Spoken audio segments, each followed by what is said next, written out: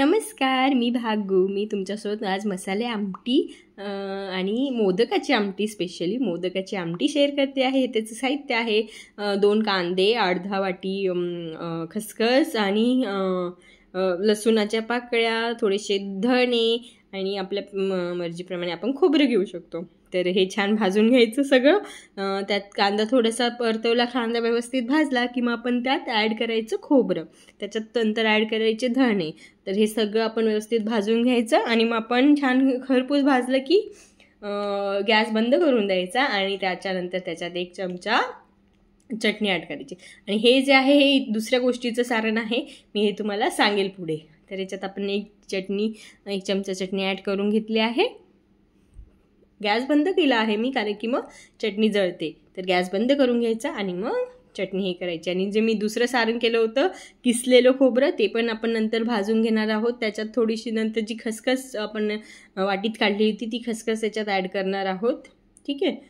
तर हे सारण वेगळं भाजून घ्यायचं आणि ते वेगळंच ठेवायचं, ते मिक्स करायचं नाही. हे जे आपलं आधीचं कांदा लसूण वगैरे हे जे सारण आहे सगळं ते आता छान पद्धतीने बारीक करणार आहोत. त्याच्यात 1 चमचा मी मसाला टाकला आहे आणि 2 चमचे चटणी टाकली आहे. ठीक आहे. तर आपण हे आणि आपलं जे सारण आपण केलं होतं खसखस आणि हे, त्यात तो 1 चमचा सारण टाकून आपण हे सगळं छान मिक्स करून घेणार आहोत.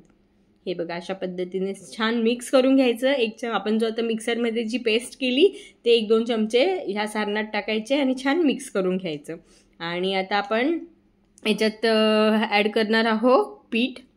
हे बघा, मी डाळीचं पीठ घेतलं आहे 1.5 वाटी. त्यात मी थोडा हिंग टाकते आहे, थोडं मीठ टाकते आहे, थोड्या ओवा टाकते आहे, थोडं हळद टाकते आहे आणि थोडी कसुरी मेथी टाकते आहे. कसुरी मेथी आपण स्किप केली तरीही चालणार आहे.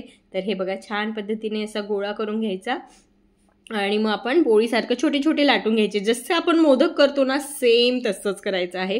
जे आपण खसखस आणि खोबऱ्याचं सारण केलं होतं ते हे छान प्रकारे असे मोदक करून घ्यायचे आहे. हे बघा, कोणी हे उकड काढून पण घेऊ शकतं. ज्यांना असं आवडत नसेल तर ते पिठाची उकड काढून सुद्धा घेऊ शकतात. तर अशा प्रकारे आपण सगळे मोदक तयार करून घेऊया. हे बघा, आपले छान प्रकारे सगळे मोदक तयार झाले आहे. आणि चला मग आता आपण आमटी करूया. तर हे बघा, तेल टाकलं आहे मी, त्यात जिरं मोहरी सोडली आहे. जिरं मोहरी छान तडतडली की मग आपण मसाला ॲड करूया. त्याच्यात मसाला मस्तपैकी छान प्रकारे तो छान वास येईपर्यंत, त्याचा खमंग वास येईपर्यंत त्याला छान फ्राय करायचं.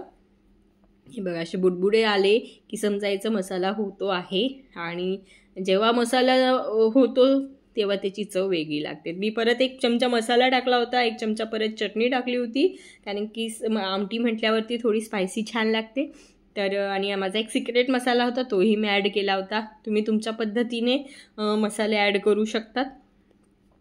थोडंसं मीठ, चवीप्रमाणे मीठ टाकायचं आणि छान त्याला असं परतून घ्यायचं. आता सगळा मसाला मिक्स करून झाले की छान प्रकारे त्याचा कलर चेंज होईपर्यंत आपण त्याला छान परतवणार आहोत. आणि परतवल्यानंतर आपण त्याच्यात गरम पाणी टाकायचं, थंड पाणी टाकायचं नाही. गरम कधीही लक्षात ठेवा, आमटी करताना गरम पाणी टाकायचं. त्यामुळे जी तर्री येते ना ती वेगळीच असते. तर हे बघा, छान प्रकारे आपली ही आमटी दिसते आहे. आता मोदक सोडून देऊ आपण. हे बघा, आमटी झाली आहे रेडी. तर कसा वाटला तुम्हाला माझा आजचा बेत नक्की सांगा. पापड आहे, भाकरी आहे, भातही केला होता आणि ही माझी मोदकाची आमटी.